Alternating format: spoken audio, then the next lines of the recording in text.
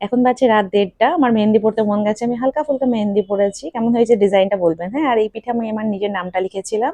এই hello guys, আসসালামু আলাইকুম। Welcome back to my another new vlog. আমার নাম আয়েশা। আমি বর্ধমান শহরে থাকি।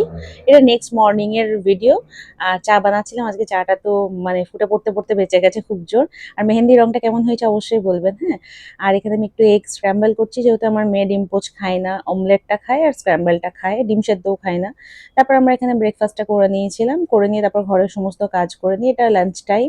লাঞ্চে প্লেন ডাল, আলু ভর্তা আর তন্দুরি চিকেন বানিয়েছিলাম। বাস এটুকুই ছিল আমাদের লাঞ্চ আজকে। লাঞ্চ করার পর আমার দুটো পার্সেল এসেছিল। সকালেই এসেছিল আমার হাজব্যান্ড ওটা খুলে দেখার জন্য অস্থির, স্পেশালি এটা যে এই পাতলা জিনিসটার ভেতরে কি আছে। খালি পাঠিয়ে দেয়নি তো। তো আমি বললাম তুমিই খুলে দেখো তাহলে। তো ও খুলছে পার্সেলগুলো আমার।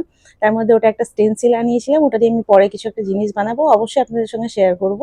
আর এটা আমার সেন্টার টেবিলের যে রানার হয়, ওই টেবিল রানার আনিয়েছিলাম। তো এগুলি খুলে খুলে দেখছিলাম, আর তখন ওখানে আমার মেয়েও ছিল পাশেই দাঁড়িয়ে। ও বললো মা এটা আমি বিছিয়ে দিই। আমি বললাম হ্যাঁ বিছিয়ে দাও। পরে বাইরে বেরিয়ে দেখলাম ও বিছিয়ে দিয়েছে এখানে।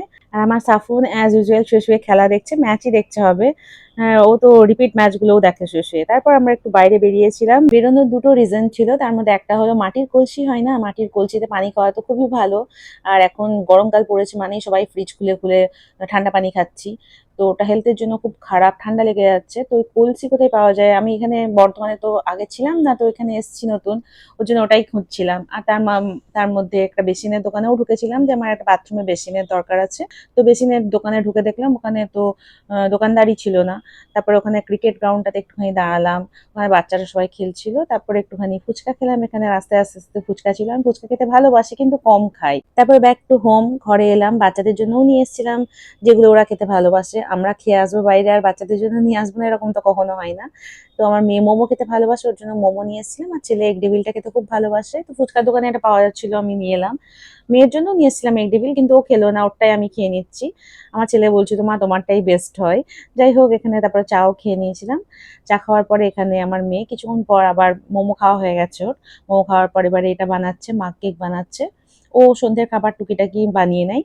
তো আমাকে এখানে টেস্ট করাতে এসেছিল, আমি বললাম খুব ভালো হয়েছে। তারপর তো আমি রান্না বান্নায় বিজি হয়ে গেছিলাম, আর এখানে আকরাম এসেছিল। আর এরা সব আইপিএল ম্যাচ চলছে এখন, ওটাই দেখছে বসে বসে। একটু চা খেলাম ওদের সঙ্গে বসে, আমিও চা খেলাম। বাস আজকে এতটুকুই। আবার দেখা হবে নেক্সট কোনো ভিডিওতে। যদি ভিডিওটা ভালো লেগে থাকে তাহলে লাইক করে দেবেন, চ্যানেলটা সাবস্ক্রাইব করে দেবেন। ততক্ষণের জন্য টেক কেয়ার, বাই বাই, আল্লাহ হাফিজ।